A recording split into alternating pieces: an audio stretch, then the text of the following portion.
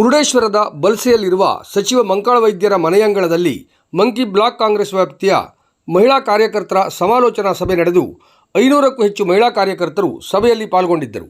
ಈ ಸಂದರ್ಭದಲ್ಲಿ ಸಚಿವರು ಮಾತನಾಡಿ, ರಾಷ್ಟ್ರದ ಸ್ವಾತಂತ್ರ್ಯ ಹೋರಾಟದಲ್ಲಿ ಮುಂಚೂಣಿಯಲ್ಲಿ ಕಾಣಿಸಿಕೊಂಡ ಪಕ್ಷವಾದಂತಹ ಕಾಂಗ್ರೆಸ್ ಪಕ್ಷ ಅಂದಿನಿಂದ ಇಂದಿನವರೆಗೂ ಮಹಿಳೆಯರಿಗೆ ನೀಡಿದ ಗೌರವ, ಸ್ಥಾನಮಾನ ಮತ್ತು ಪ್ರಾಮುಖ್ಯತೆಯ ಬಗ್ಗೆ ಸಭೆಯ ಗಮನಕ್ಕೆ ತರುವ ಪ್ರಯತ್ನ ಮಾಡಿದರು. ಮಂತ್ರಿಗಳು ಅಂದ ತಕ್ಷಣ ಅವರು ಜನಸಾಮಾನ್ಯರ ಕೈಗೆ ಸಿಗದವರು, ಅವರನ್ನು ಸುಲಭವಾಗಿ ಎಲ್ಲರೂ ಮಾತನಾಡಿಸುವುದಾಗಲಿ ಭೇಟಿ ಮಾಡುವುದಾಗಲಿ ಸಾಧ್ಯವಿಲ್ಲ ಎನ್ನುವ ಒಂದು ಮಾತು ಜನಸಾಮಾನ್ಯರ ನಡುವೆ ಪ್ರಚಲಿತದಲ್ಲಿ ಇತ್ತು. ಆದರೆ ನಾನು ಈ ರಾಜ್ಯದ ಸಚಿವನಾದ ನಂತರವೂ ಸಹ ಈ ಮೊದಲು ಹೇಗಿದ್ದೇನೋ ಹಾಗೆಯೇ ಇದ್ದೇನೆ. ಇಂದು ಮುಂದೂ ಸಹ ಜನರ ನಡುವೆ ಇರಬೇಕು ಎನ್ನುವುದು ನನ್ನ ಅಭಿಲಾಷೆ.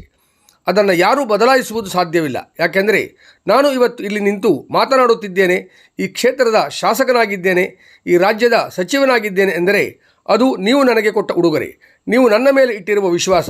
ಅದನ್ನು ಉಳಿಸಿಕೊಂಡು ಹೋಗುವುದು ನನ್ನ ಜವಾಬ್ದಾರಿ. ಅದರ ಅರಿವು ನನಗಿದೆ ಎನ್ನುವುದನ್ನು ಸಚಿವರು ಹೇಳಿದರು. ನಂತರ ಮಾತನಾಡಿ, ನನ್ನ ಮಗಳಾದ ಬೀನಾ ವೈದ್ಯ ರಾಜ್ಯ ಮಹಿಳಾ ಕಾಂಗ್ರೆಸ್ ಕಾರ್ಯದರ್ಶಿಯಾಗಿ ನೇಮಕವಾದ ನಂತರ ಪಕ್ಷ ಸಂಘಟನೆಯ ಬಗ್ಗೆ ತನ್ನದೇ ಆದ 10 ಹಲವು ಕನಸುಗಳನ್ನು ಕಂಡು ಅದನ್ನು ನನಸು ಮಾಡುವ ನಿಟ್ಟಿನಲ್ಲಿ ಪ್ರಾಮಾಣಿಕವಾಗಿ ಪ್ರಯತ್ನ ಮಾಡುತ್ತಿರುವುದನ್ನು ನೋಡಿದಾಗ ಒಬ್ಬ ತಂದೆಯಾಗಿ ಮಗಳ ಬಗ್ಗೆ ಹೆಮ್ಮೆ ಎನಿಸುತ್ತಿದೆ.